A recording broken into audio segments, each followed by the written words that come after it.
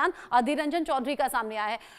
प्रियंका टिब्रेवाल जी, आज ही यूपी के सीएम योगी आदित्यनाथ ने कहा लातों के भूत बातों से नहीं मानते।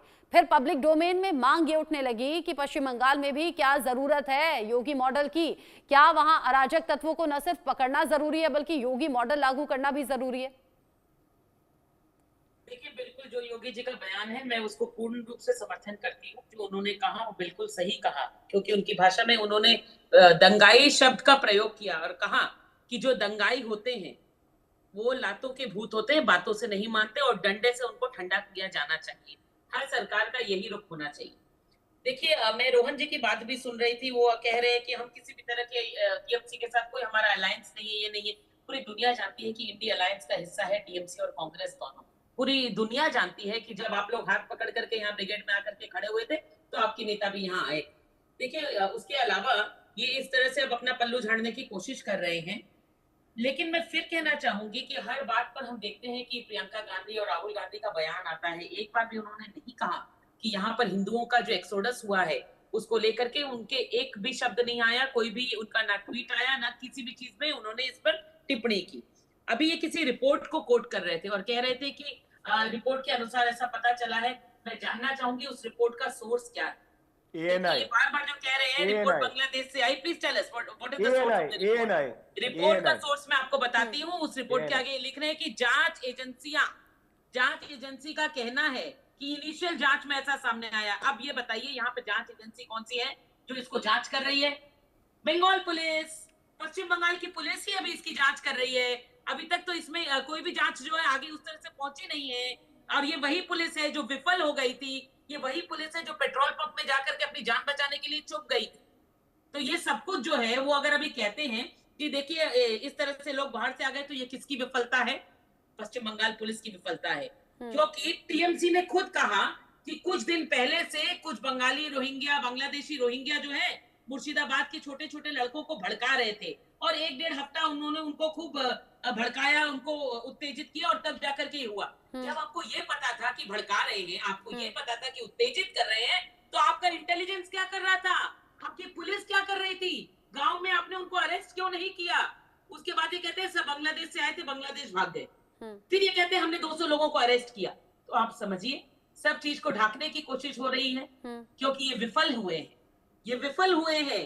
आग तृणमूल के जो नेता थे वहां के लोकल, उन लोगों ने लगा दी, मगर उस आग को वो कंट्रोल नहीं कर पाए।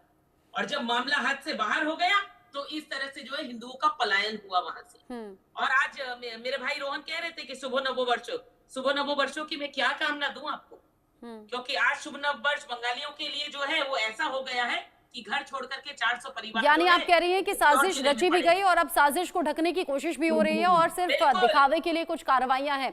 डॉक्टर एस के दत्ता, जो टीएमसी की तरफ से आरोप लगाए जा रहे हैं कि बांग्लादेश से घुसपैठी आए, दंगे करवाए और फिर वापस भेज दिया, या बंगाल से लोगों को लाया गया, दंगे करवाए और वापस भेज दिया, क्या इन आरोपों में जरा भी सच्चाई हो सकती है? क्या नजर आती है क्या? साथ ही साथ सीएम योगी आदित्यनाथ ने आज बहुत बड़ी बात कह दी। उन्होंने कहा कि बांग्लादेश बनता जा रहा है बंगाल, और जो भी दंगाई हैं, जो इस तरह की ख्वाहिश रखते हैं, वो शौक से बांग्लादेश जा सकते हैं।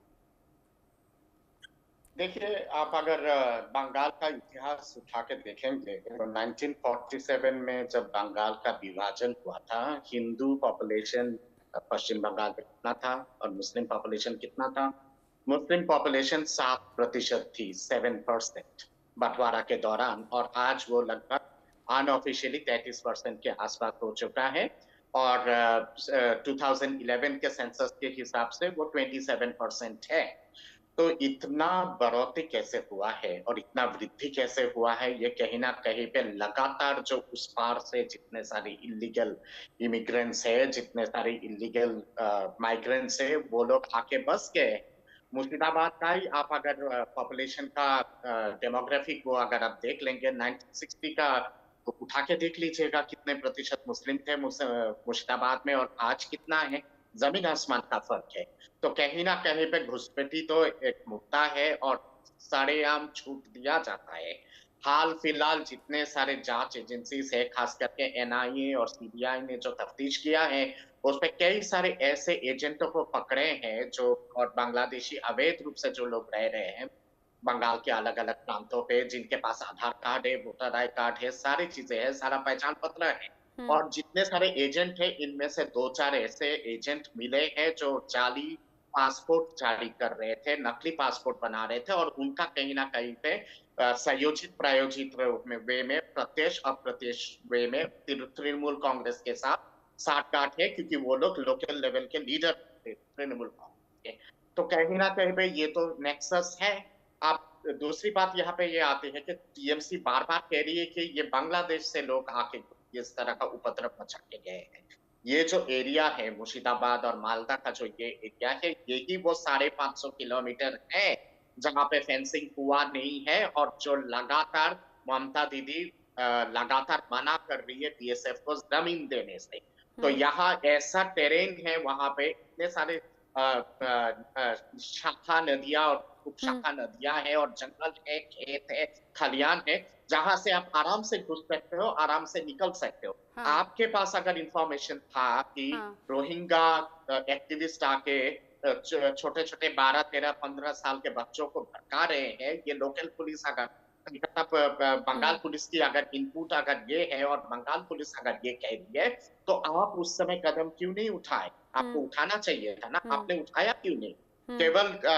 केवल ये बोल देने से कि बीएसएफ की जिम्मेदारी है, इससे नहीं होता है। ठीक है। बीएसएफ जहां पे अच्छा, आज जब पश्चिम बंगाल में इस तरह की तस्वीरें सामने आ रही हैं, टीएमसी बहुत से आरोप लगाकर इससे साइड होना चाहती है, किनारा करना चाहती है, लेकिन इतना आसान है नहीं, क्योंकि टीएमसी की सरकार है, टीएमसी की पुलिस है, तो पूछा जाएगा। ममता बनर्जी से तमाम सवाल